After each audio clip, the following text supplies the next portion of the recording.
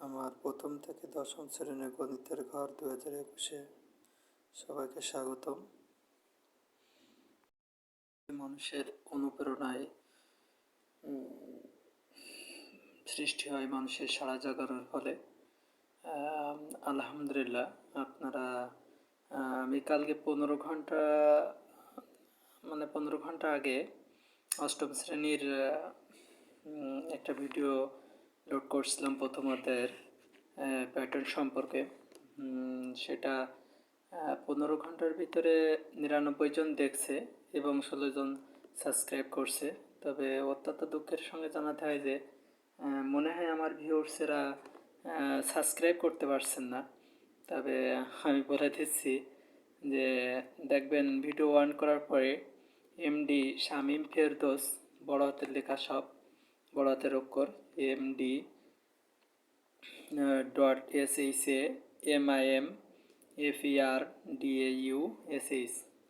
লেখা থাকবে বড় হাতের আর কি কালো কালি দিয়ে আর কি। আর সাবস্ক্রাইব SUBSCRIB সাবস্ক্রাইব থাকবে লাল কালি দিয়ে। আর লাল কালি ক্লিক করার পরে দেখবেন একটা বেল আইকন আসবে। ওই বেল আইকনে টাচ করে দেখবেন উপরে লেখা ওয়াল দিয়ে দুই পাশে দুটো ডট ডট মানে যে বেলটা বাজিয়ে দিবেন। দেওয়ার পরে নিচে দেখবেন লাইক আছে, লাইকটা ক্লিক করবেন। আর আমি আজকে আপনাদের নবম শ্রেণীর গণিত নিয়ে কিছু কথা বলতে চাই, অথবা আপনাদের সামনে কিছু তুলে ধরতে চাই। আসলে আমরা যে কোনো বিষয়ে জানতে হলে প্রথমে সেই সম্পর্কের মূল যে ভিত্তি সেটা জানতে হবে। আর মূল ভিত্তি জানলেই অনেক কিছু আগানো যায়। আপনি যদি একটা জায়গায় যাবেন, সেই জায়গাটা রাস্তা চেনেন না, কিন্তু আপনি যদি প্রথমটা চেনেন, শেষটা চেনা দরকার নেই, প্রথম যে এই রাস্তা এখান থেকে গেলে ওখানে পৌঁছানো যাবে, তাইলে আপনি ইনশাল্লাহ সেই নির্দিষ্ট স্থানে পৌঁছাইতে পারবেন। তাই আমরা যে কোনো অঙ্ক করতে গেলে অঙ্কের প্রথমে যে ডেফিনেশনগুলো দেওয়া থাকে, যে সংজ্ঞাগুলো দেওয়া থাকে, যে বিষয়বস্তু আলোচনা করা থাকে, ওইগুলো যদি খুব সুন্দরভাবে আমরা যদি মনোযোগ সহকারে এবং বুঝে ওইগুলো পড়ি এবং ওইগুলো করার পরে অথবা পড়ার পরে আমরা যদি অনুশীলনের অঙ্কগুলো করি, সমাধান করি, তাহলে ইনশাল্লাহ সব কিছু সমাধান সুন্দররূপে করা যায়।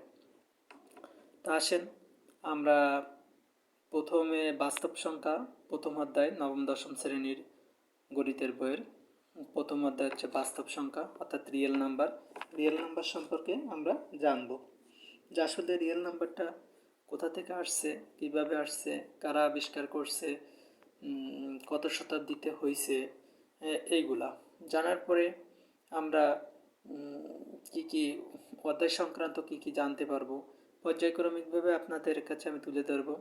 তবে আসলে কি জানেন, অঙ্কের বিষয়টা খুব লং ভিডিও হয়ে যায়। একটা জিনিস আপনি বুঝবেন, সেটা আপনার মেমোরিতে ক্যাচ করবে, কিভাবে ক্যাচ করবে সেটা তো আমার বুঝে উঠে আপনাকে বুঝাইতে হবে।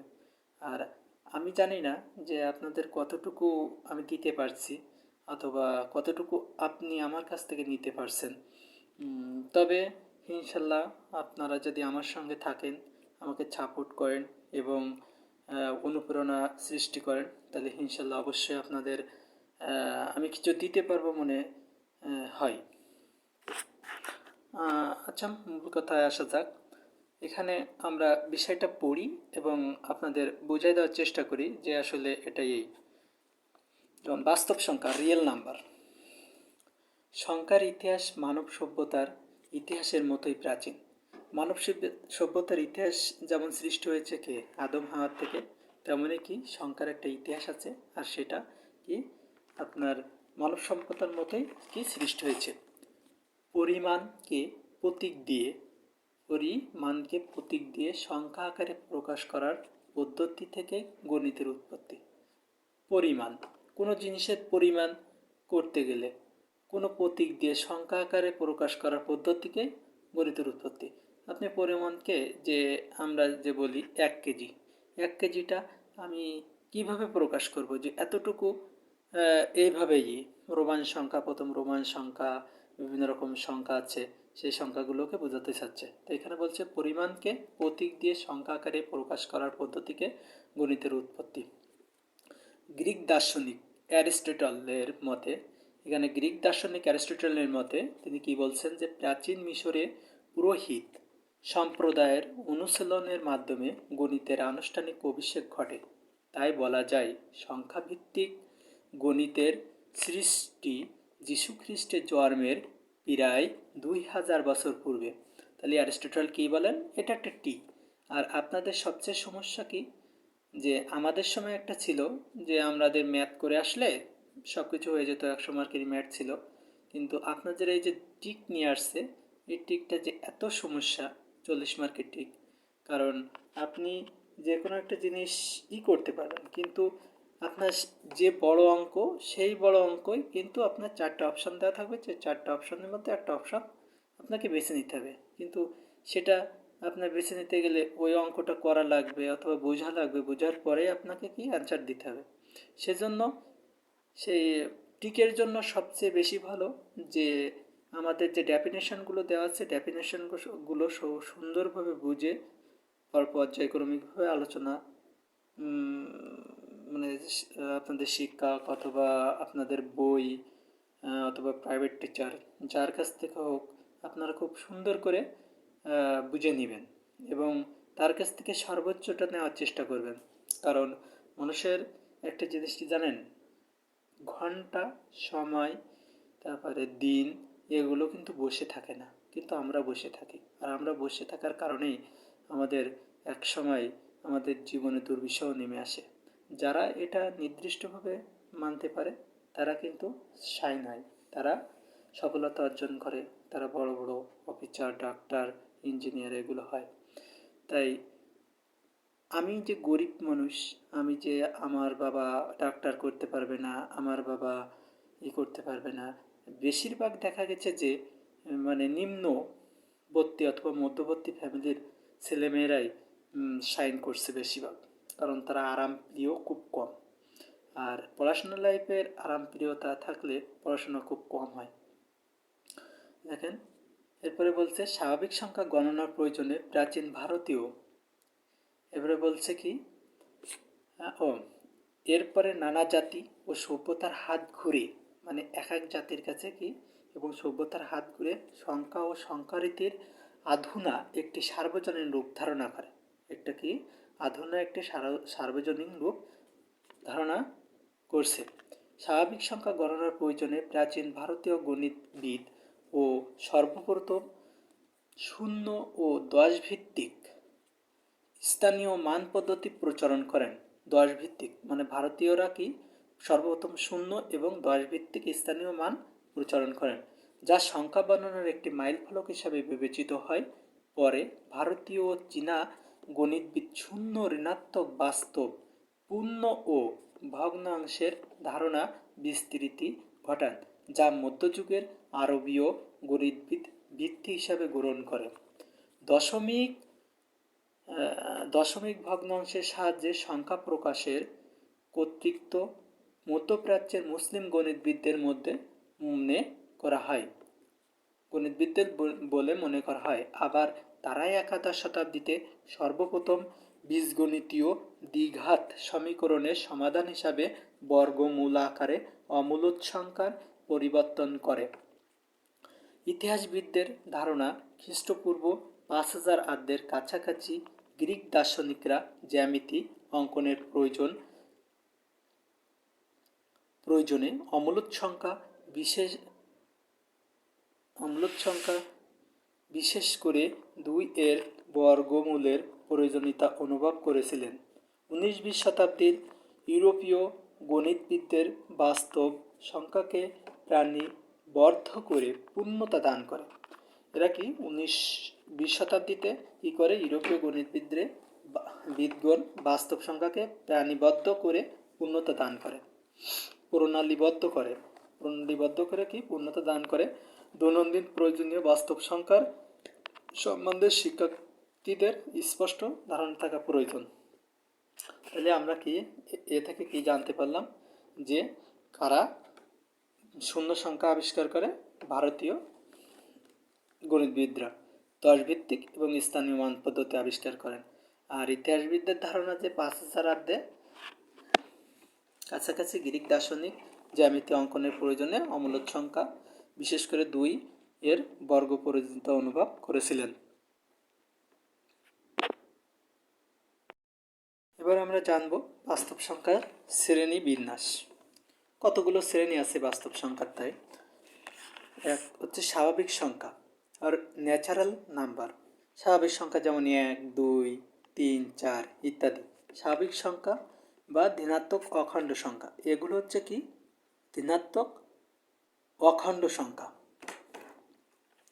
আবার 2, 3, 5, 7 এগুলো হচ্ছে মৌলিক সংখ্যা। আসলে বন্ধুরা, আমরা 8-এ থাকতে মৌলিক সংখ্যা সম্পর্কে জেনেছি যে 1 থেকে 100 পর্যন্ত 25টি মৌলিক সংখ্যা হচ্ছে, যেমন 2, 3, 5, 7,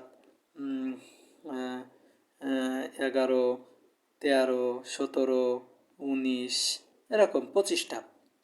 তা আপনারা যদি না জানেন তাহলে আমার হচ্ছে প্যাটার্ন সম্পর্কে দেখবেন ওই অধ্যায়ে, প্যাটার্ন সম্পর্কে যেটা 8ম শ্রেণীর, ওখানে আমি মৌলিক সংখ্যার 25টার ডেফিনেশন দিয়েছি, ওখান থেকে আপনারা দেখে নিতে পারেন।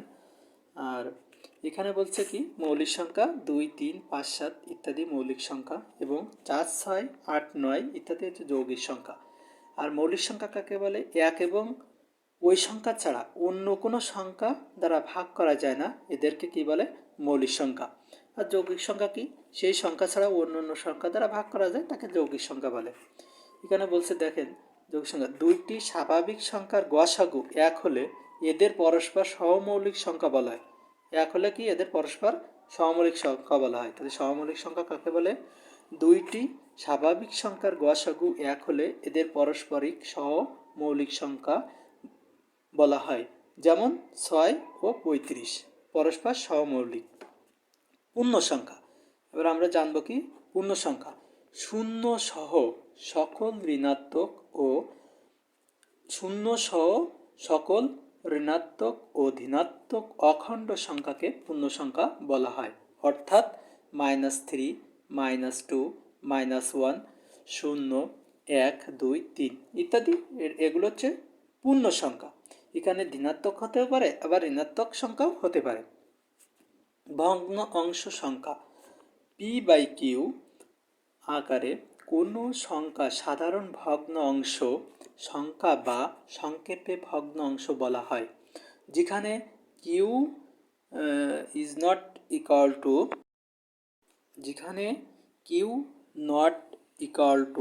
এবং q not equal to 1, যেখানে 1/2, 3/2 এবং -5/3 বা 4/6 ইত্যাদি সাধারণ ভগ্নাংশ সংখ্যা। যেখানে সাধারণ ভগ্নাংশ p/q এর ক্ষেত্রে p কোনো সাধারণ ভগ্নাংশ p/q এর ক্ষেত্রে p q হলে ভগ্নাংশটি প্রকৃত ভগ্নাংশ। তাহলে এখানে আমরা কি বুঝলাম? কোনো সাধারণ ভগ্নাংশ p/q এর ক্ষেত্রে p q হলে ভগ্নাংশটি প্রকৃত ভগ্নাংশ, এবং p q হলে ভগ্নাংশটি অপ্রকৃত ভগ্নাংশ বলা হয়। যেমন 1/2, 1/3, 2/3, 4/4 ইত্যাদি প্রকৃত ভগ্নাংশ। তাহলে প্রকৃত ভগ্নাংশ কি? প্রকৃত ভগ্নাংশ সাধারণত হর কি বড় থাকে এবং লব ছোট থাকে। প্রকৃত ভগ্নাংশ কি? হর বড় থাকে এবং লব ছোট থাকে। আর অপ্রকৃত ভগ্নাংশ কি? লব বড় থাকে, হর ছোট থাকে। হর ছোট থাকে, লব বড় থাকে। তাহলে এবার মূলদ সংখ্যা p/q আকারে সংখ্যাকে মূলদ সংখ্যা বলা হয়। কি p/q আকারে কোনো সংখ্যাকে মূলদ সংখ্যা বলা হয়। p/q আকারে কোনো সংখ্যাকে মূলদ সংখ্যা বলা হয় যখন p ও q পূর্ণ সংখ্যা এবং Q not equal to 0, not equal to 0, Q not equal to 0, যেমন 3/1 ইজ ইকুয়াল টু 1, যেমন 11/12 is equal to 5.5, 5/3 is equal to 1.666 ইত্যাদি মূলদ সংখ্যা, যেখানে মূলদ সংখ্যা দুটি সহমৌলিক সংখ্যার অনুপাত হিসাবে লেখা যায়। আর সকল পূর্ণ সংখ্যা ও ভগ্নাংশ মূলদ সংখ্যা। এখানে আবার কি সকল পূর্ণ সংখ্যা ও ভগ্নাংশ কি মূলদ সংখ্যা। মূলদ সংখ্যা এবার হচ্ছে আমরা কি জানলাম, মূলদ সংখ্যা জানলাম। এবার অমূলদ সংখ্যা কি, যে সংখ্যাকে p/q আকারে প্রকাশ করা যায় না। তাহলে মূলদ সংখ্যা কোনটা, যে p/q আকারে যদি প্রকাশ করা যায় সেটা হচ্ছে মূলদ সংখ্যা, আর যেটা p/q আকারে প্রকাশ করা যায় না সেটা হচ্ছে অমূলদ সংখ্যা। মানে এর অপোজিট। যেখানে p ও q পূর্ণ সংখ্যা, যেখানে p ও q পূর্ণ সংখ্যা এবং q নট ইকুয়াল টু 0, সে সংখ্যাকে অমূলদ সংখ্যা বলা হয়। পূর্ণবর্গ নয় এরূপ যে কোনো স্বাভাবিক সংখ্যার বর্গমূল কিংবা তার ভগ্নাংশ একটি মূলদ সংখ্যা। তাহলে এখানে কি বলছে, পূর্ণবর্গ নয় এরূপ যে কোনো স্বাভাবিক সংখ্যার বর্গমূল কিংবা তার ভগ্নাংশ একটি অমূলদ সংখ্যা। যেমন √2 is equal to 1.414213, √3 is equal to 1.732, আর √5/2 ইজ ইকুয়াল টু 1.118 ইত্যাদি অমূলদ সংখ্যা।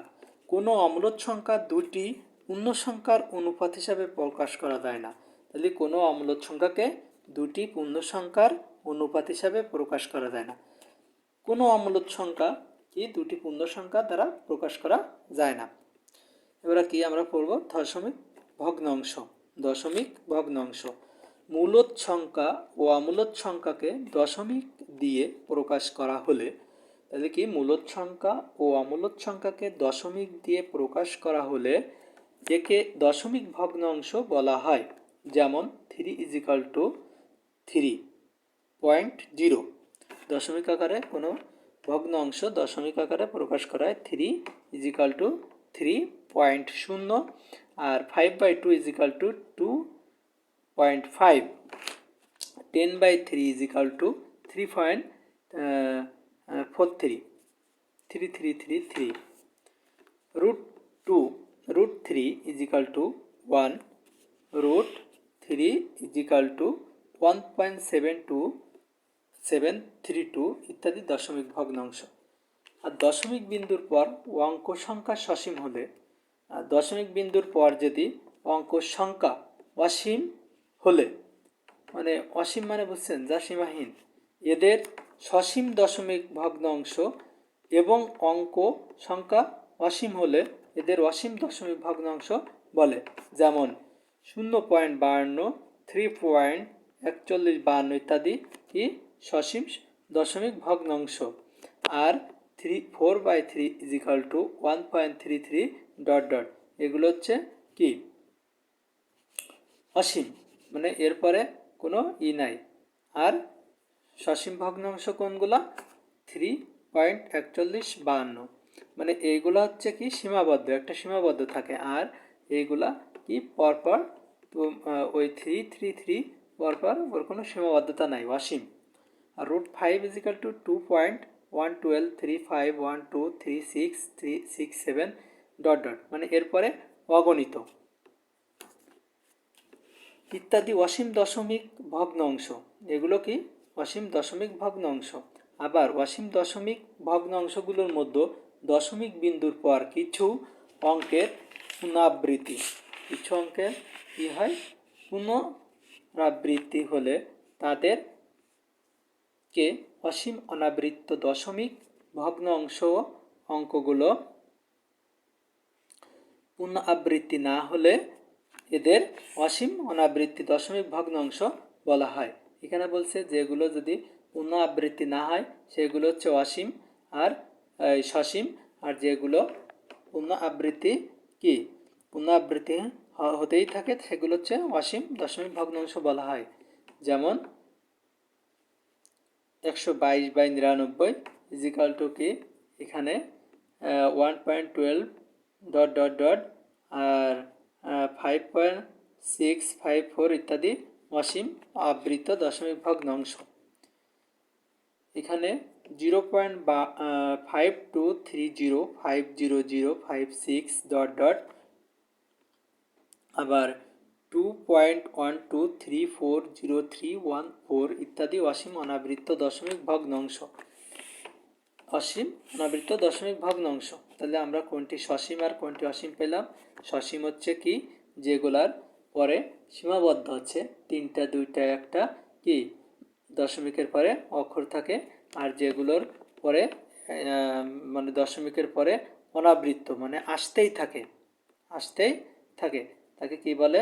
অসীম অনাবৃত্ত দশমিক সংখ্যা। আমরা এবারে কি জানবো? বাস্তব সংখ্যা।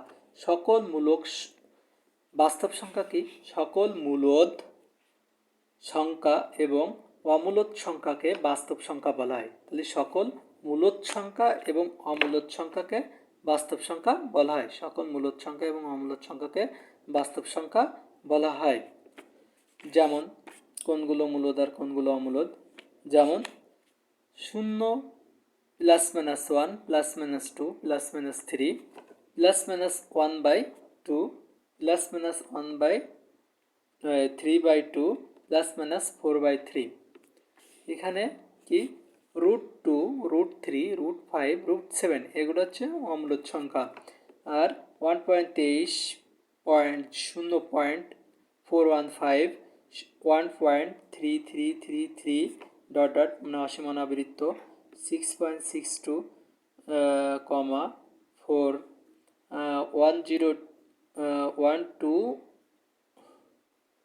10.034506 ডট ডট এগুলো হচ্ছে কি বাস্তব সংখ্যা।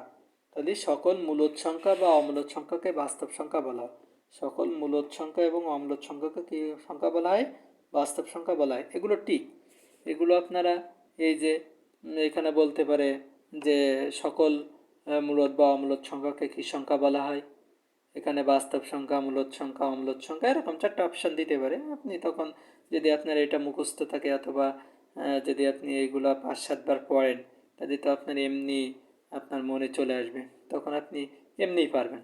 আর আমি কালকে নেক্সট পার্ট 2তে পার্ট 1-এ আজকে প্রথম দিলাম, তো পার্ট 1-এ আমি আপনার পর্যন্ত বাস্তব সংখ্যা পর্যন্ত আর কি করব। পরে আমি কালকে পার্ট 2তে আমি আপনার বিস্তারিত মানে আর কি আলোচনা করব যে ওইগুলো আপনার পর্যায়ক্রমিকভাবে যদি আপনারা মানে মনে রাখতে পারেন অথবা মুখস্থ রাখতে পারেন তাহলে হয়তো বা আপনাদের মানে বাস্তব সংখ্যা অধ্যায় থেকে যে টিক আসবে ইনশাল্লাহ সব কিছু আপনি পারবেন, এবং সেইগুলো যদি মুখস্থ থাকে তাহলে ম্যাথগুলোও করতে পারবেন অনায়াসে। তাহলে আমরা কি ধনাত্মক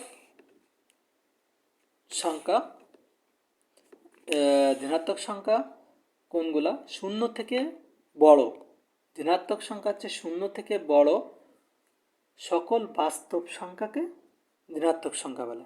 তাহলে কি 0 থেকে বড় সকল বাস্তব সংখ্যাকে কি বলে? ধনাত্মক সংখ্যা বলে। যেমন 2, 1/2, 3/2, √2 etc মানে ইত্যাদি হচ্ছে এগুলো ধনাত্মক সংখ্যা। আর ঋণাত্মক সংখ্যা কোনগুলো? 0 থেকে ছোট, মানে 0 থেকে কী হবে? ছোট হবে। 0 থেকে ঋণাত্মক সংখ্যা কী হবে? 0 থেকে ছোট সকল বাস্তব সংখ্যাকে ঋণাত্মক সংখ্যা বলে। যেমন 0 থেকে ছোট, তাহলে মাইনাস ফিগার চলে আসবে। -2 -1/2 -3/2 -√2 -0.415 etc ইত্যাদি এগুলো হচ্ছে কি ঋণাত্মক সংখ্যা। আর অঋণাত্মক সংখ্যা কোনগুলো? 0 সহ সকল ধনাত্মক সংখ্যাকে অঋণাত্মক সংখ্যা বলা হয়। 0, 3.3, হাফ, তারপরে 0.6, 13 এগুলা পর্যায়ক্রমে এগুলো হচ্ছে ঋণাত্মক সংখ্যা। আর আমরা আজকে জানলাম কি বাস্তব সংখ্যা সম্পর্কে কিছুটা মানে হয়তোবা বোঝাইতে কিছু সক্ষম হয়েছে কিনা জানি না। তারপরেও আমি কালকে আপনাদের চ্যাপ্টার ভিত্তিক মানে পর্যায়ক্রমিকভাবে ধনাত্মক সংখ্যা কাকে বলে, ঋণাত্মক সংখ্যা কাকে বলে, মৌলিক সংখ্যা কাকে বলে, যৌগিক সংখ্যা কাকে বলে, এগুলো আমি পর্যায়ক্রমে বুঝিয়ে দেওয়ার চেষ্টা করব পার্ট 2-তে। আপনারা সবাই ভালো থাকেন। আর একটা কথা, আপনাদের মানে সাড়া জাগানোর ক্ষেত্রে আমার অনুপ্রাণিত হয়ে আমি কাজগুলো করতে পারবো স্বাচ্ছন্দ্যের সাথে।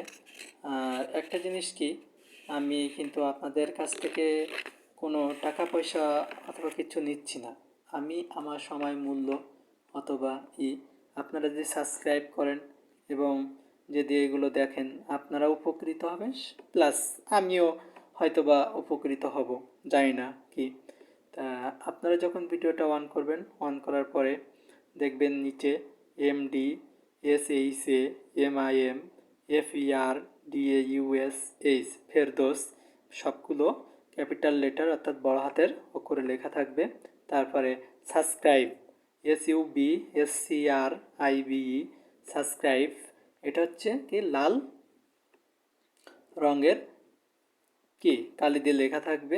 আপনারা ওখানে ক্লিক করবেন, ক্লিক করার পরে একটা দেখবেন বেল, মানে একটা বেল যেরকম হচ্ছে সনাতন ধর্মের অবলম্বীরা যেরকম বেল বাজায় ওরকম একটা বেল থাকবে। বেলে ক্লিক করবেন, লেখা থাকবে দেখবেন ওয়াল, যাতে মানে আইকনটা আপনারা যদি চাপেন তাহলে আমি যখন যে ভিডিওটা দিব আপনারা পেয়ে যাবেন। এবং এতে করার পরে আপনারা দেখবেন যে নিচে লাইক আছে, আপনারা লাইকে ক্লিক করবেন। আল্লাহ হাফেজ। আপনাদের দীর্ঘ আয়ু কামনা করি এবং সুন্দর করে পড়াশুনো করেন। ইনশাল্লাহ আপনাদের অবশ্যই উন্নতি সাধন হবে। আল্লাহ হাফেজ।